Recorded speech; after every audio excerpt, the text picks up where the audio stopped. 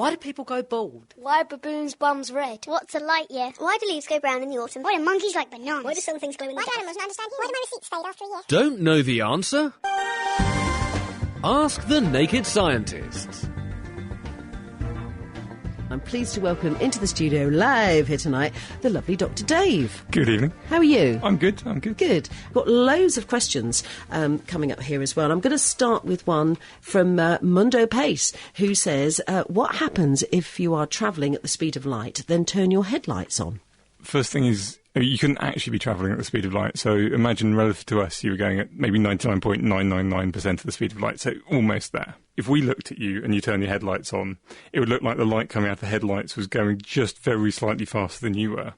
But if you looked, it would look like it was going away from you at the speed of light. Because the really strange thing about the way the universe seems to work is that everything changes in order to keep the speed of light constant. Your time will change and your space will change in order to make you think that the speed of light is still going at the speed of light. So all sorts of the time and space will warp and change shape in order to make the speed of light go at the same speed. But the speed of light is always constant. So if we look at you, it'll be going at the speed of light. Look at the light, it'll be going at the speed of light. Or if you look at it, it'll be going at the speed of the light. Just everything else will change in order to let that happen. It sounds absolutely crazy, but it is the way the world seems to work, or the universe seems to work. Ah, okay. All right, so the universe is changing it. Well, I mean, it all works, and the universe doesn't really change. It just depends how you look at it. It can look very different. If you look at it when you're moving, it will look very different to how if you're not moving. Right, okay, Mundo from Norwich. I hope that makes some sense for you. There's another one here, which is coming from Steve by email, and he says, if matter can neither be made or destroyed, where did it come from in the first place? That's one of the big questions where everything came from. Matter can't quite not be made or destroyed. It can get turned into energy, and energy can get turned into matter. So if you have an electron and you get something called an anti-electron, which is another type of matter, and the two hit each other, then they produce a load of energy and the matter disappears. But if you consider mass as a matter and energy was all the same thing, where that came from, we don't really know. It's something which happened at the very beginning of the universe, and it's so far back that we don't know, fundamentally. All right, because Steve goes on to say, does that mean that we are made up of atoms that are as old or even older than the universe itself? The atoms themselves can get changed. I mean, in a nuclear reactor, you split atoms, so you take one atom and change it into a different set of atoms. And in fact, all of the atoms which you're made up of, apart from the hydrogen, most of them will be made in stars, or actually start exploding stars, supernovae. Any metals heavier than iron were made in supernovae. So the atoms can have got rearranged, but the particles making them up and the energy that made up the atoms has been there since the beginning of the universe. Well, thank you very much, Sir Stephen. Thank you very much, Dr. Dave. And I'm pleased to say we have the lovely Dr. Chris. How are you? Hey, I'm good. How are you? Yeah, fabulous. Now then, about the blue tongue plague, John says, how is it possible that we can blame a minute continental midge for the blue tongue plague? Well, let me ask you another question. How many people do you think catch malaria every year? Oh, gosh. I don't know. I know the statistics are quite phenomenal, aren't they? There's about 300 million people every year, and about 1% of them will die, so that's 3 million deaths a year. Now, that's in human terms, and that's malaria, and of course the thing that spreads that is something not that different to a midge. It's a mosquito, a blood-sucking insect. So these insects are in fact the most dangerous animals in the whole world. If you ask people what's the most dangerous animal in the world, they invariably say sharks and poisonous spiders and snakes and things, but actually on a weight-for-weight basis, in terms of the number of corpses, if you stack them all up, time and again, it's always the mosquito, because it spreads malaria and it spreads dengue and it spreads a number of other infections which kill people on a huge scale. So, to me, the finding that midges spread blue tongue around is not that amazing, because malaria just makes the whole thing pale into insignificance, Sue. Yeah, absolutely. As far as symptoms are concerned, what should people be looking out for? Because we say, malaria and that kind of thing. So what should we be looking out for? It's mainly a fever, and the thing that we say in medicine is the fever in the returning traveller, someone who's been to an area where we know there is malaria, and then they come home, and the right amount of time later, they develop a fever, and the shivers and the shakes, and then you take some blood from them, and the way we diagnose malaria is intriguing. You put some blood on a glass microscope slide and squidge it underneath a cover slip, so you make a sort of thin film of the blood, and put it under a microscope, and you look for the parasite in the red blood cells, because malaria is a parasite, so Plasmodium is the name of it, and you can see them inside red cells, because part of the reason malaria spreads in blood is because it homes in on our red blood cells, gets inside them, and then grows in there. And that's why it's transmitted in blood, because when a mosquito comes along and drinks the blood, it sucks up some of the malarial parasites with the blood that it's eating to feed itself. Ugh. Horrible things. Right, let's go from blood to oil. June has sent a text in to say, when was the biggest oil spillage in Wales, and how many tonnes of oil was it, and where in Wales did it happen? I didn't know there'd been a huge Welsh oil spill that had made kind of international headlines. I mean, there have been lots of oil spills around the world, and they're always devastating because you end up with literally 250,000 tonnes of crude oil washing up on a beach. And crude oil's horrible stuff. If no one's ever seen it, it's very thick, viscid, sticky, and of course it repels water, so it clings to itself and other oily things, and birds get into all kinds of terrible problems because it sticks to their feathers. It stops the oxygen reaching the water, so it can cause the water to stagnate underneath, and this can cause problems for wildlife. And because crude oil is full of other nasty chemicals and carcinogens, it's a major health risk, so it's bad if it does get out. But I'm not aware of Wales having a massive disaster, but then I'm not very up on the Welsh oil industry, and maybe someone could put me in the right direction. Mm-hmm. Apparently there was a fairly large oil spill from the Sea Empress oil tanker in near Milford Haven, because Milford Haven's where all the big oil tankers, they can't get up the channel because it's not deep enough. Sure. So they empty some of the oil out at Milford Haven, and then it moves around the UK in pipes, and they go up to Rotterdam to empty the rest of it. Apparently a big supertanker called the Sea Empress went aground and spilled maybe 65 or 70,000 tonnes of oil. Ouch. In the late 1990s, I think, 1996. So I'm guessing that's the biggest one. I haven't heard of another one. No, OK, thanks for that. June also asks, how can you tell how polluted the air in your area is? The best bet that I've found, having a quick look on the internet, as you do, is there's a thing called the UK Air Quality Archive at www.airquality.co.uk, and that's got a list of... There's a whole lot of air quality monitoring stations in the country. There's one of them in central Cambridge. There's mostly they're in the centre of towns. There's a couple of them out of the towns. Yeah. And you can find a list of what the automated instruments are reading today, and there's an archive over the last few years as well. So I'd have a look at that, although if you don't live in the centre of a town, it probably won't help you an enormous amount. What was that website again? www.airquality.co.uk. Airquality.co.uk. Thank you. It's run by the government. I've learnt something now. Now, here's an interesting one. Mandy in Lakenheath asks, if the black box in a plane always survives a crash, why isn't the rest of the plane made of the same material? Unfortunately, you could make the plane out of the same material, but the people wouldn't be made of the same material, and the people decelerating very, very fast is what kills people in plane crashes. It's the sudden trauma. You're going from hundreds of miles an hour to a standstill in less than a second. And unfortunately, your body isn't made of that material that can withstand this and bounce back elastically. Yeah, the other thing is that even if you did make a plane out of the same material, it almost certainly wouldn't survive.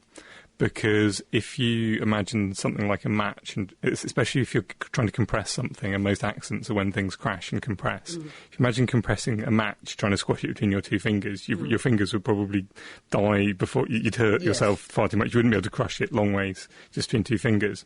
But if you imagine something made out of the same material but maybe sort of a metre long, it'd be very, very easy to break it. Because if something gets longer, it gets much more flexible, and it actually gets harder to make something strong. So a plane, to make it strong enough to survive, to make it as strong as the box, would be almost impossible on the scale of a plane. And it would be incredibly heavy if you did do that. And also, the bigger you get, the more the forces are when you crash into something. So you've got more energy to dissipate. And so there's a thing that I remember hearing, that if you drop a spider down the well, it just goes down the bottom, it walks away. You drop a rat down the well, it'll fall down, it might break a leg. A cat might break a leg. You drop a human down the well, they'll probably die. But if you drop a cow down the well, it'll actually go splat. Interesting thing I can add to this, Dave, actually. Scientists have proved, no animal rights people phone me up, please, but if you drop a cat out of about a 4th floor window, it's more likely to die than if you drop it from a 9th floor window. And they've done experiments showing why this is. When you drop the cat from the window closer to the ground, the cat kind of panics and thinks, oh God, I'm dropping, and it tenses up its muscles. And when it lands, of course, all of the energy of its fall gets exerted right the way through its stiff legs and its stiff body with all its muscles contracted and tensed. And this is very bad for the cat's anatomy.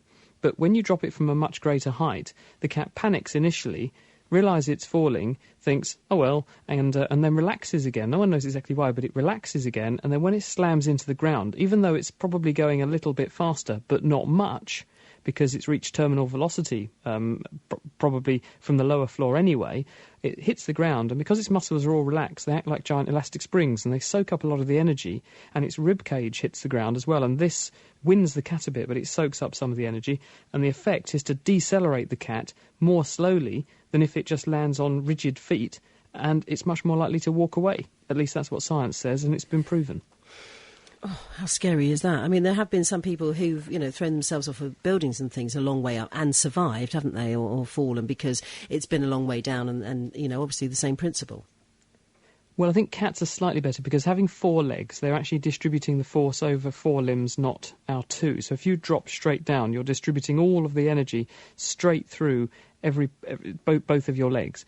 If you land flat and you land on your rib cage, yes, you'll probably break a lot of bones, but you can dissipate the energy because you're spreading the area of your body that's taking the force of decelerating you, the earth pushing you back in the opposite direction. It's spread over a much bigger area, and therefore the actual amount of energy going through each bit of your body is lower, and therefore you're less likely to get as bashed up as if you drop straight vertically. I was aware of someone that tried to kill themselves by jumping off a bridge.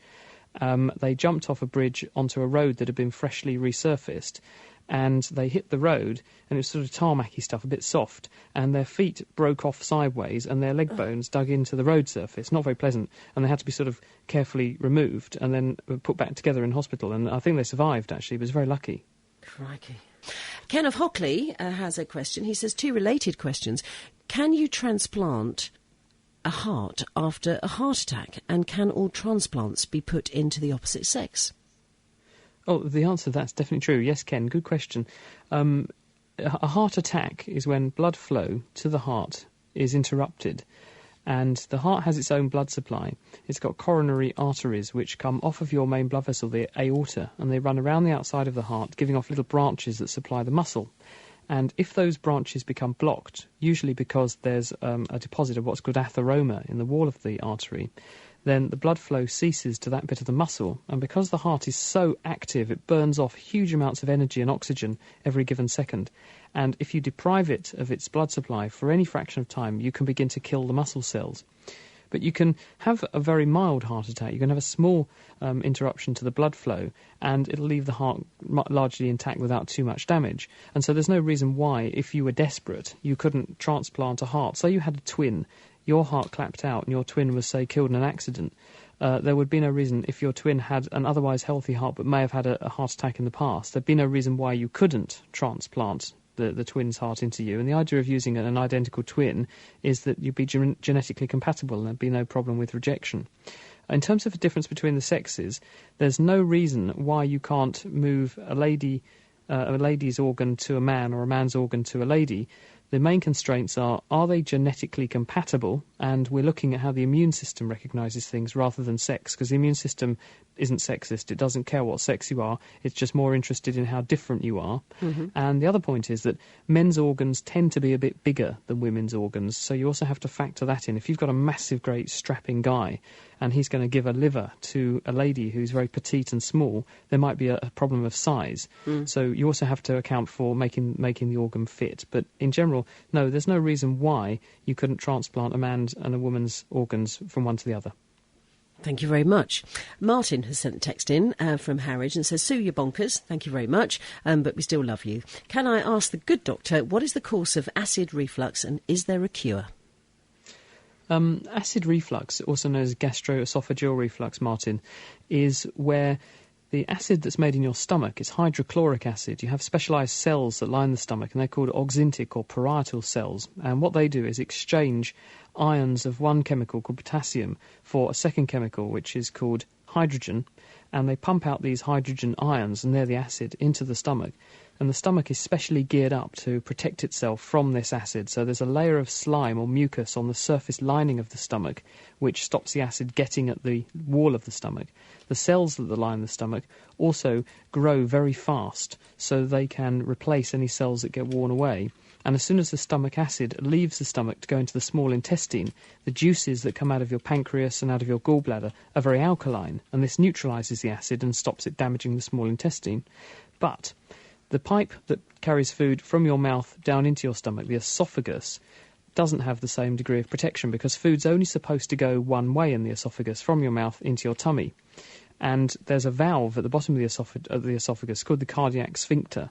And normally the muscle there clenches down tightly and holds this tissue together so that stuff in the stomach can't come back the wrong way.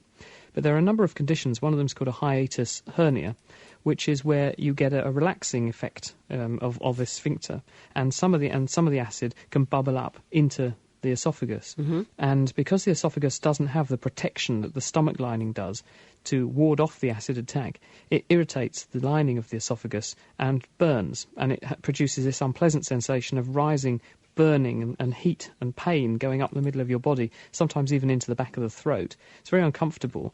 And if it's allowed to continue for a long time, it can cause ulceration in the esophagus, it can cause scarring and stricturing, so it's hard to swallow things, and it can also lead to cancer. So it's worth making sure that this doesn't go on for a very, very long time, because it can cause this condition called Barrett's esophagus. The way to ward this off is to reduce the amount of acid in the stomach. And the way in which doctors go about that is by giving a family of drugs. And there's a whole lot of drugs that are out there now that are really good with very few side effects. And one of those is a drug called omeprazole, which is one of the first ones. And it locks onto those cells I mentioned earlier, the parietal cells or the oxyntic cells, and it inhibits the enzyme that makes those acid ions go out into the stomach. So it stops the stomach wall producing acid. And if you cut down the amount of acid in the stomach, this reduces the reflux. You can also do clever things to reduce the hiatus hernia that some people have, and you can also do something where you wrap some of the top of the stomach around the base of the esophagus with an operation called a Nissen fundoplication, and this also reduces the amount of acid bubbling up. But people try and use drugs rather than have an operation if they can. Sure, and of course diet can help, can it? Well, being a bit on the large side, having a lot of pressure around your middle can encourage esophageal reflux. So if you lose weight, that does seem to be better. And also smoking increases the stomach acidity, and you're more likely to have acid bubbling up if you smoke. So if you can kick the habit, that will also help to reduce the problem. Anne says she recently heard that a person can live off baked beans alone. Is this true? And can you elaborate on it? I think Dave's probably a living testament to living on baked beans alone, are you? I've never done even that much baked beans. There was a Czech guy in my undergraduate who lived off virtually nothing but baked beans and bread. But I don't know what's in baked beans. I guess there's a beans is in carbohydrate beans in there, and Dave. Protein. Yeah, I mean, as in sort of nutritionally, Chris. Some tomato. Beans have got a lot of fibre, and this is what frustrates the bacteria in your guts when you eat them, which is why beans are so what are called fartogenic. They make you fart. Although men much just the same as women, so there's no sexism here. I think the beans are pretty good as a balanced source of materials in your diet. They've got vitamin C because they've got tomatoes. They've got some B vitamins because of the tomato juice. They have got soluble fibre, which is good for keeping you going regularly and keeping everything happy and hunky-dory. And they've also got complex carbohydrates, which are a useful long-term store of energy because the body has to chew the carbohydrates up before they turn into sugars, which you can then absorb and burn in your body. And for this reason, they tend to fill you up for quite a long time because it takes time to break the beans down, and then you absorb the goodies, and then you get the benefit. So they're a good sort of long-term fuel source. I'm probably pushing up Heinz's share price here by fortunes, I should think. Well, I wouldn't recommend doing it deliberately unless you're in a dire straits, because it's always best to have a bit of a varied diet, I feel. Right, OK, let's get on with another question here, because we've only got 3 minutes left. Peter says, if you have a head-on collision at, say, 50 miles per hour with another vehicle doing 50 miles per hour, you would think the speed you would be thrown at would be 100 miles per hour, but it's actually 400 miles per hour. Why is this? I think there's various things going on here. If you Okay, first thing, if you drive into a wall at 50 miles an hour, say that does a certain amount of damage. If you drive at another car doing 50 miles an hour, that's the same weight as you, then in fact you'll both just stop exactly the same as if you'd hit a wall. So it's exactly the same as driving into a wall at 50 miles an hour. If you drove into a lorry doing 50 miles an hour and you were doing 50 miles an hour, you'd start off going 50 miles an hour forwards, you'd end up doing 50 miles an hour backwards. So it's a bit like having a crash at 100 miles an hour. Now, the energy that something has is proportional to the square of its speed, so the speed times the speed. So if you double the speed, the amount of energy goes up by 4. So if you drive into an articulated lorry at 50 miles an hour, the amount of energy, it would be as if you crashed into a wall with 4 times as much energy at 100 miles an hour. I think that's what he's thinking about. Okay, so why is that? Is it just... Because, I mean, if... energy, if you think about it, it's a force times a distance. So if something's going faster, you've got to apply the same force the same amount of time, but it's gone for more distance. So the faster you go, the more, if you're going at 50 miles an hour, adding 1 mile an hour energy is a lot more than if you're doing 20 miles an hour, because you're already going faster. Thanks, Dave. So that is Ask the Naked Scientists, and if you'd like to subscribe to that podcast, the details are all on our website. That's nakedscientist.com/ask. The Naked Scientists are sponsored by the Wellcome Trust, the EPSRC and UK Fast. For more information, look us up online at nakedscientists.com.